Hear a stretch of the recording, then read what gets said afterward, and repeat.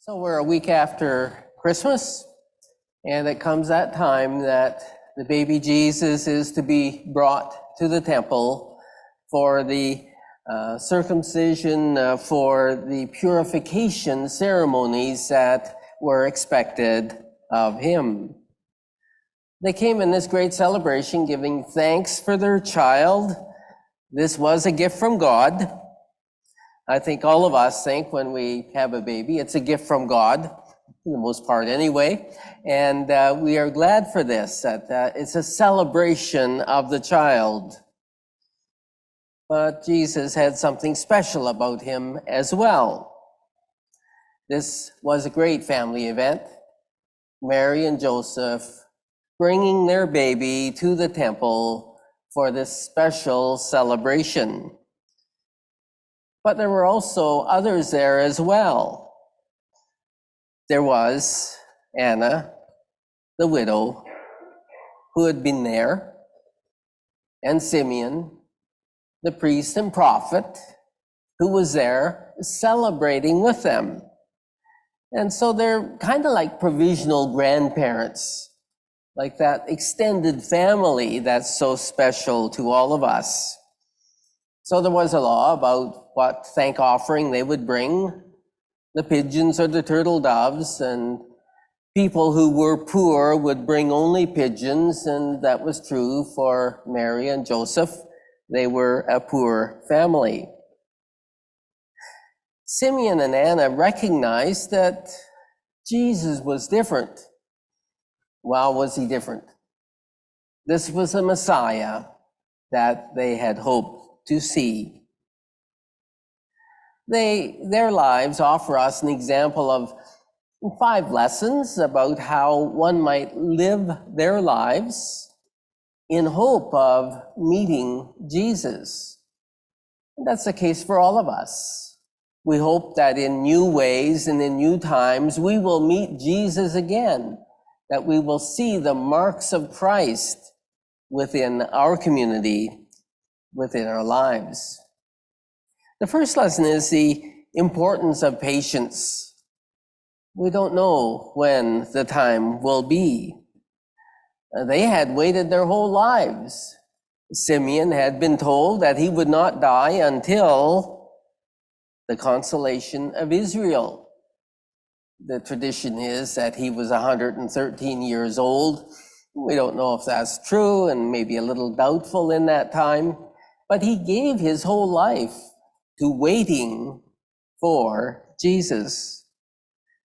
And Anna, at 84, coming to this time when she would see the redemption of Israel, they waited all their lives. And the people waited for like 450 years because the prophet Malachi had said that God promised that salvation would come to Israel, that the Messiah would appear. Imagine all those years of Simeon and Anna scanning the crowds as people brought their babies forward for this ritual. Imagine the waiting that they did and the patience they had with it, that they would come to see the Holy One. They waited patiently to see the promised child who would bring salvation to the world. A second lesson is the importance of praise during this waiting time. The temple was busy, lots of coming and going all the time. It was a big courtyard with lots of activities. Babies were being brought forward, and people were coming to the temple for their very special times of meeting with God. And so we have these 2 elderly people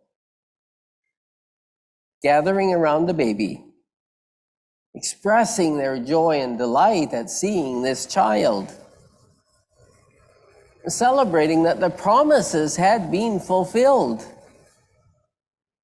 They had this great pleasure of holding Jesus in their arms knowing that they had now seen the salvation of the world. For my eyes have seen your salvation, which you have prepared in the sight of all people, a light for revelation to the Gentiles and for your people Israel. A third lesson is the importance of prophecy, because this gives to us the expectation, the hope of something new and special. Just as Simeon is to bless Jesus, he prophesies to Mary as he did in our scripture.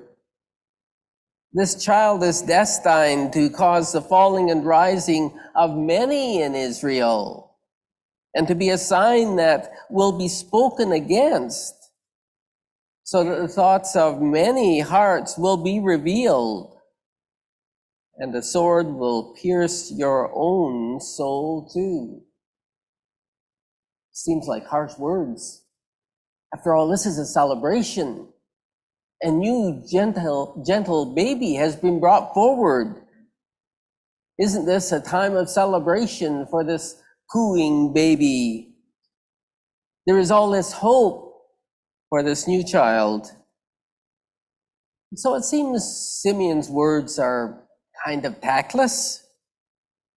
Why would he ruin such a moment in declaring to the people that this child would sometime die for all? Simeon has waited patiently for this time, his whole lifetime. And after all of this, he wants to raise eternal things. He wants to declare the purpose for all of this waiting. He prophesies that this newborn baby will bring division in the world. Through Jesus, the whole world will get to know about God's salvation. And through his death, Mary and all will know the sorrow this new life would bring. A fourth lesson, the importance of prayer. It says in the lesson that Anna never left the temple. Her husband had died so soon after their marriage. And so she spent all of those years in the temple, worshiping night and day, fasting and praying.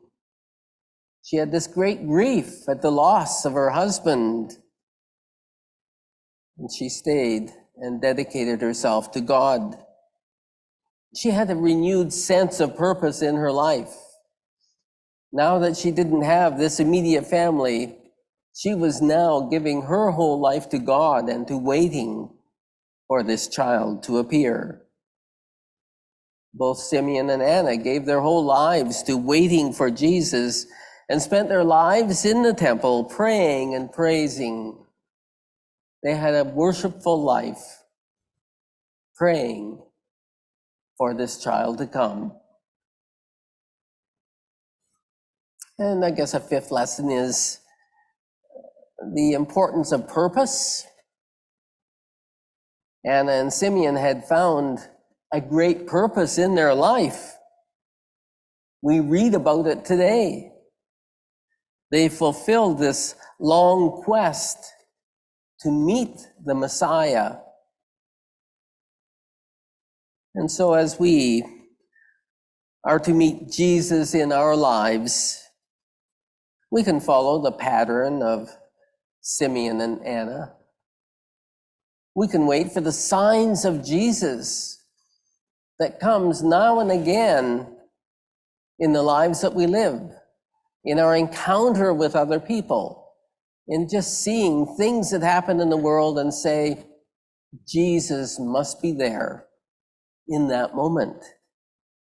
And so we can follow their pattern of waiting, patience, waiting for Jesus to appear. Sometimes we'd like it to be sooner and think we know in what situations it should be. But we wait patiently for the right time to come, for people to experience Jesus in their hearts and to maybe make a change. We continue to pray and give praise to God for all that has been given to us already. We can be open to the prophecies, those expectations that are talked about in the scriptures about how the Messiah will come to be with us and that this is what will happen in the world. We can pray daily. We don't have to be in the temple all the time like Anna and Simeon, but we can simply look up to God from time to time and say, hey, I'm thinking of you, I am here.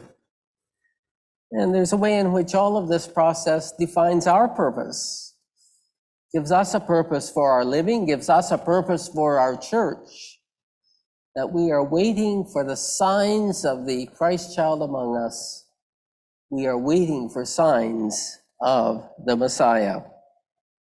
This is in this time when we so desperately need the message of the Messiah in our world.